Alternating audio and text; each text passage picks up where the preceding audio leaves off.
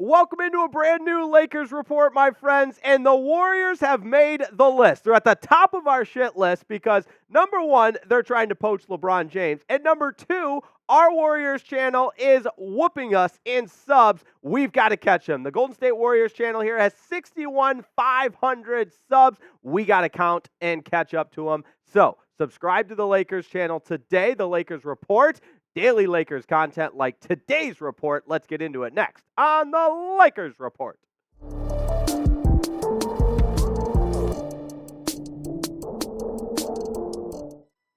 We begin with a Woj Bomb, and also adding to the story was Ramona Shelburne. But apparently, leading up to the trade deadline, the Golden State Warriors owner and several prominent members of the front office reached out to the Los Angeles Lakers wanting to explore the idea for a trade bid for LeBron James. That's coming from Adrian, Wojnarowski, and, of course, Ramona Shelburne. So, with that said, I think it's important to take the semantics of the statement here. There was never any formal trade offer, but the fact of the matter is the Golden State Warriors and their front office thought they could come on in and poach LeBron James, but fortunately for the Los Angeles Lakers, both LeBron James, his agent Rich Paul, and Jeanie Buss, the owner of the team, Rob Pelinka, you name it, the Lakers brass, if you will, all were in favor of shutting that down immediately before it could even get started and said, absolutely not. This is not something that's happening. The Lakers are not trading LeBron James. He's not going to pair up with Steph Curry and Golden State and play for the Warriors. All of the conversations completely ended before, in my opinion, before they really even had any legs to stand on. Now, there was reason for speculation on what would happen with LeBron James leading up to the NBA trade deadline. And I love the King James, of course, we all do. But when you're sometimes passive-aggressive or subtweet, as I don't know if they still call it that or whatnot, but when LeBron James sent this tweet out at the end of January with the hourglass, it led a lot of people to speculate on what the future held for LeBron James, in particular, what his future in Los Angeles held. So, yes, I'm putting the Warriors at the top of our shit list, but I'm also understanding why they at least engaged in having some kind of conversation given LeBron's subtweet from January 31st. Now, I want you to be honest with me, though. Do you wish the Lakers would have pursued the idea of trading LeBron James? Because obviously the best player in the world deserves a whole haul in return. So if the Warriors and Lakers would have both been willing to engage in those conversations, who knows what could have come about. So let me know down in the comments if you wish the Lakers would have pursued and listened to the conversations from the Golden State Warriors. Type Y for yes. If not, type N for no.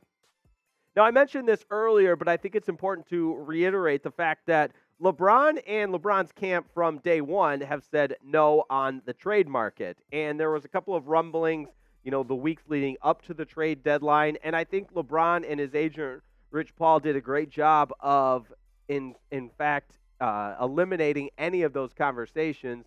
And so when the trade rumbling started with Golden State Warrior owner Joe Lacob, it was important for LeBron and his camp to be unequivocally in the camp of not being traded. Now, here's a little bit more from Woj and Ramona Shelburne on the actual conversations. In the end, the answer was returned resoundingly on the eve of the trade deadline. Paul told Lacob and Warriors GM Mike Dunleavy Jr. that James had no interest in a trade and wanted to remain a Laker.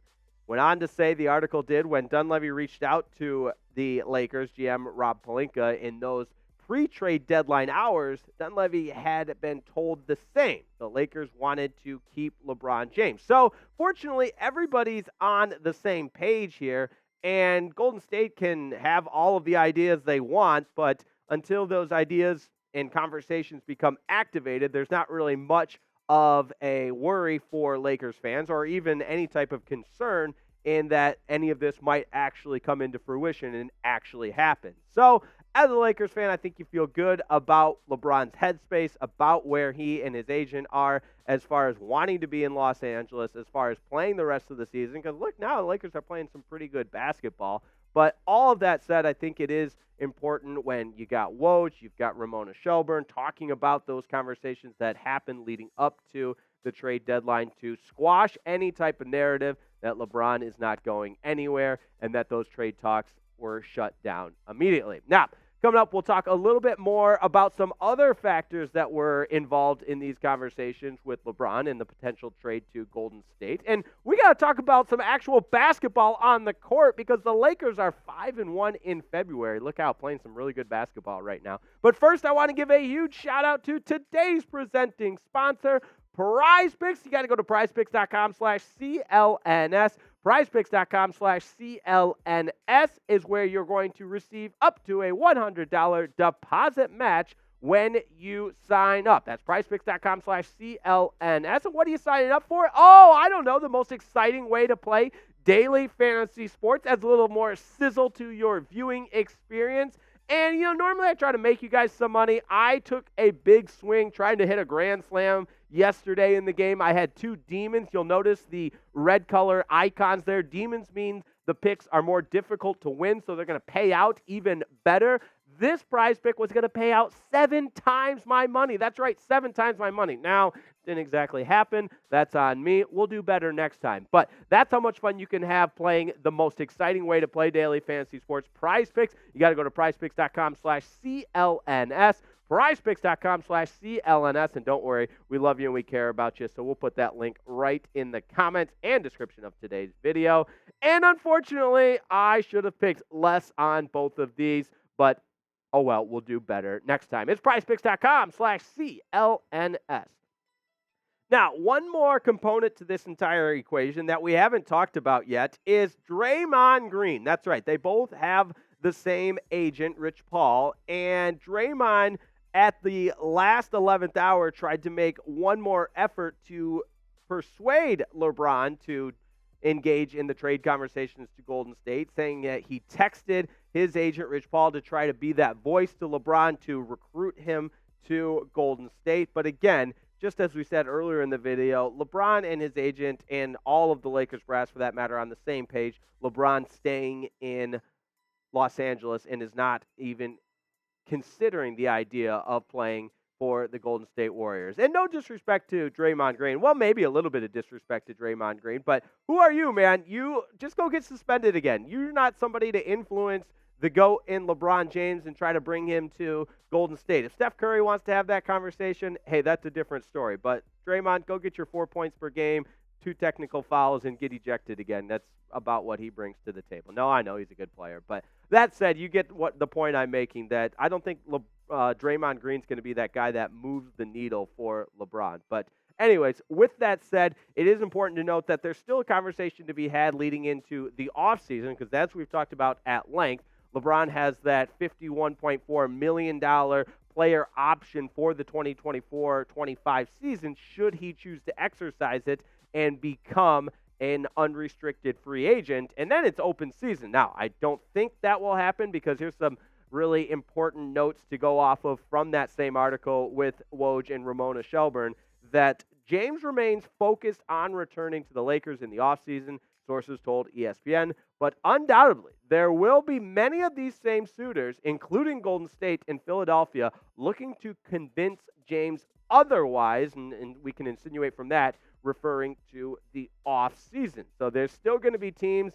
knocking at the door, hey, LeBron, come play for us, trying to sell the king on what they have to offer. But I'm not too worried about that. I believe wholeheartedly LeBron will remain a Laker. And as we've talked about in previous videos, I think the Lakers are gearing up for their most important offseason in recent memory because they're going to make a splash deal to bring in a third superstar, and then you've got LeBron, AD, and whoever that third superstar is. So I believe it'll be the Lakers, but let me know what you think down in the comments. Who will LeBron James' next team be? If you think it's the Lakers, type LAL. If you think it's somebody else, another team, go ahead and type O for other. But let me know either way. Let your voice be heard on the Lakers report. I believe LeBron will stay in LA. Now, I promised we'd talk some round ball on today's Lakers report because the Lakers are 5-1 in the month of February after that 125-111 dismantling of the Detroit Pistons. Now, You look at the way this game went, it was Spencer Dinwiddie's debut. Not the biggest game by any means for Spencer Dinwiddie, but a solid performance from LeBron James, 25 points with the 8 assists. D'Lo dropped 21 with 3 assists and 2 rebounds. AD was a solid 20 points as well. But it was a game there the Lakers just outplayed a much inferior opponent. Obviously, the Pistons being as abysmal as they are certainly wouldn't take your A game to win this game. But I think the Lakers did a good job in not playing down to the competition. And as I mentioned, it was the Spencer Dinwiddie debut. And I don't think he wooed and oohed and awed the crowd there at Crypto.com Arena. And he did play 31 minutes, though, so certainly some significant time on the floor. And 6 points, 7 assists, but the 4 turnovers you don't really love to see. But, hey, it's one game. He'll be fine. Like we mentioned when the buyout happened, this isn't a guy that puts the Lakers all of a sudden at the top of the Western Conference, but it is one more piece. And obviously with him playing the majority of the game, that shows where Darvin Ham has him as far as the importance to the success of the Los Angeles Lakers, and believes he can be a guy that contributes to this team playing much better basketball like they have in the month of February. And one more game before the NBA All-Star matchup this Valentine's Day, which how have I gone this long without saying happy Valentine's Day to everybody out there? And a great Valentine's Day gift would be a signing up at PrizePicks. Don't forget about that. But Lakers, one more game before the All-Star break, second night of a back-to-back, so on the road in Salt Lake City, taking on the Jazz, who are favored by 5.5 in this one.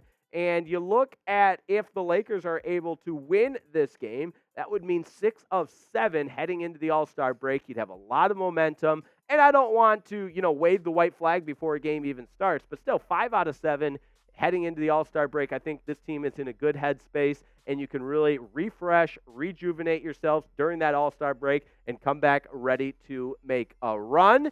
And that's how I feel about this team, but I want to know how you feel. Let me know down in the comments. What is your confidence level in this Lakers team after the All-Star break? Because if we asked the same conversation maybe a month ago, you'd say the sky is falling. This team stinks, and maybe they're not even making the playoffs. Now you've won 5 out of 6, trying to make it 6 out of 7. You feel pretty good about where this Lakers team is heading into the All-Star break. So let me know. Scale it for me. Your confidence level in this Lakers team, 1 through 10. Because as I mentioned, all of a sudden, I'm feeling pretty good. I mean, you look at their last 6 games, winners of 5 of them. There's some impressive wins on that, including a road win over the Boston Celtics. And then I also think it's important not to play down to your competition. So when you get a Detroit Pistons on your schedule, make the advantage or take advantage of that and win those games, which the Lakers, LeBron James, AD, and company have shown to do here in the month of February. Now, whatever happens, we want you to be a part of it down the stretch after the All-Star break into the playoffs and perhaps even all the way to the NBA Finals. So subscribe to